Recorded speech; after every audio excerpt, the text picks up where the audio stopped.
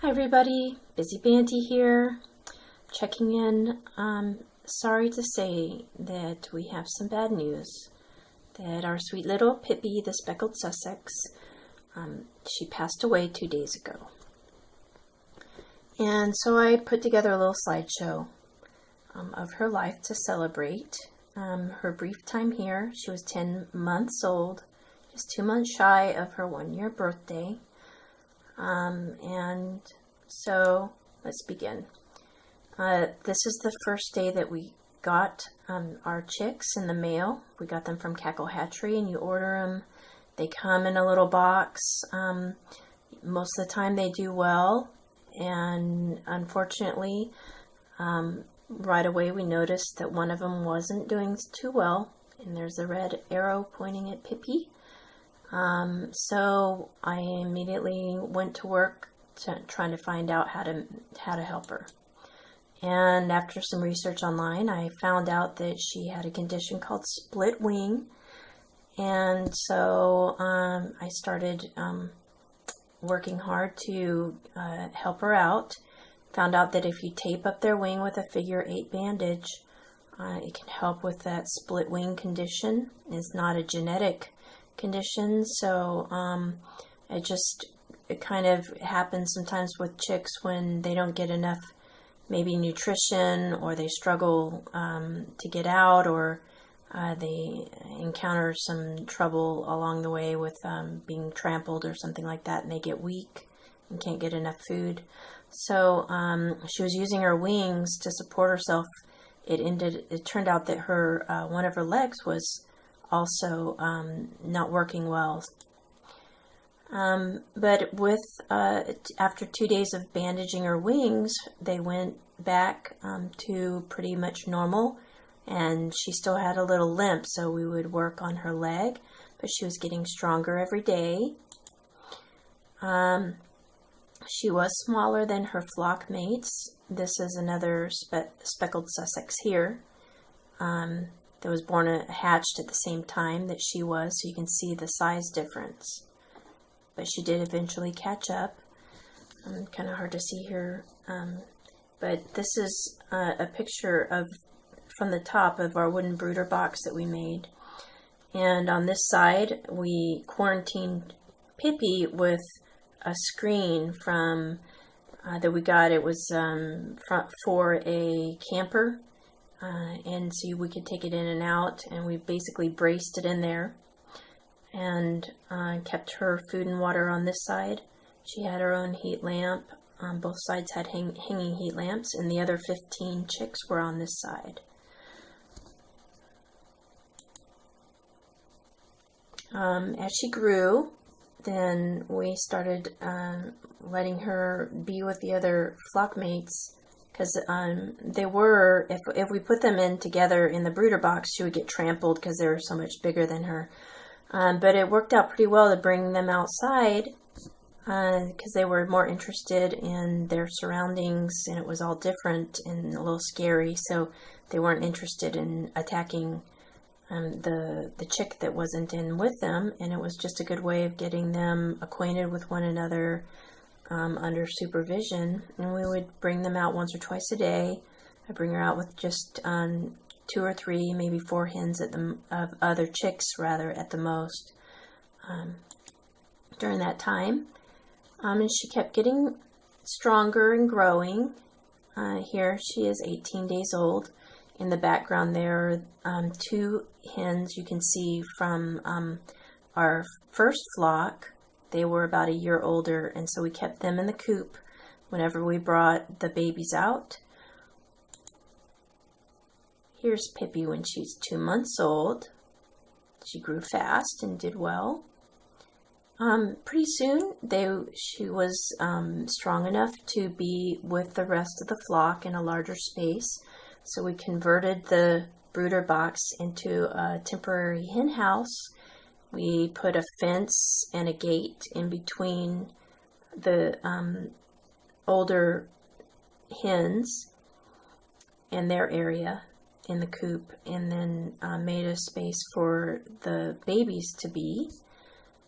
And it worked out really well because then these guys could see each other and get used to seeing each other. And then eventually, after a few weeks, we let them out to free range together under supervision. In January, we had to move, and it was very hard on everybody. We moved to a colder area in Iowa, away from the more humid Mississippi River area. And so the winds were very, very cold and powerful and gusty. There's snow. It was quite a shock to the system. And I got this hen house. I ordered it on Craigslist, and it came with 3 buff Orpington hens that were about the same age as mine. And unfortunately, they were not in great health, and I think that they may have caused ours to get some parasites and some sicknesses, which just made things worse. But they managed to get through. This is March, and here's Pippi here in that hen house.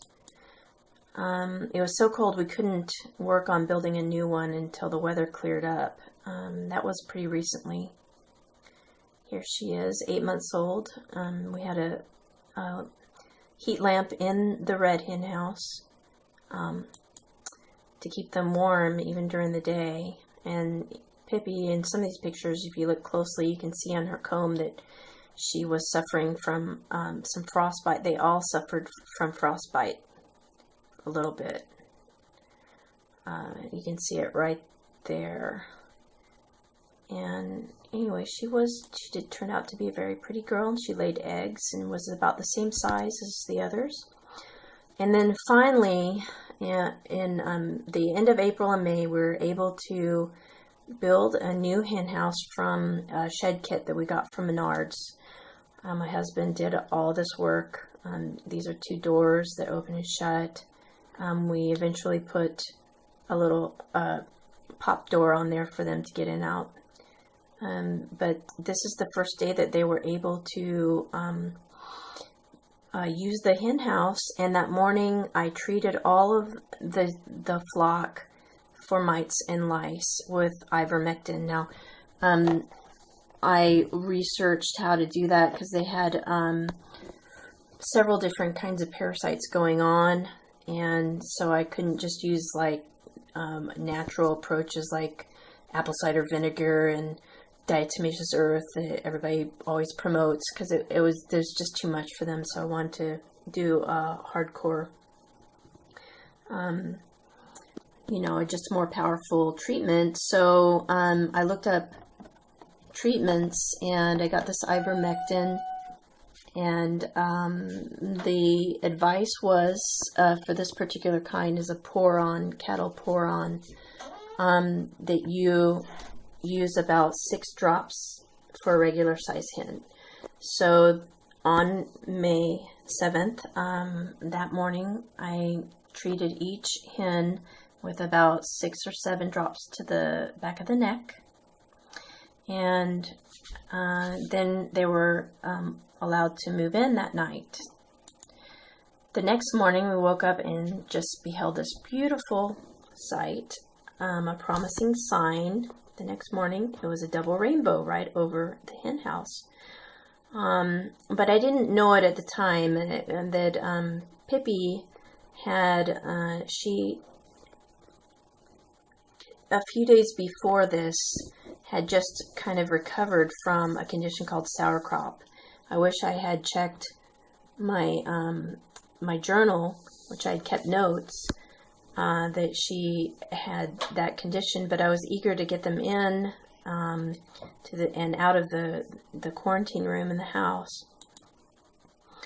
And I treated her. So I didn't know it, but she wasn't really feeling that well 4 days before her second treatment, the follow-up. And I think that's basically what was the problem, is she was had still been struggling from her sauerkraut condition, and then the first treatment of ivermectin kind of pushed her over the edge, and then I went ahead and treated her with the second treatment against my better judgment. So you live and learn. I should have probably just foregone it and brought her in for quarantine and separated her from the rest and treated her differently. But I didn't. So that's what happened. So the night that we treated her on May 18th, that next at midnight, she ended up dying here in the quarantine room. And so we were very sad and just wanted to say farewell to our dear little Pippi, and that we will miss her very, very much. You're a real sweetheart, and I learned a lot from her. So bye-bye, Pippi.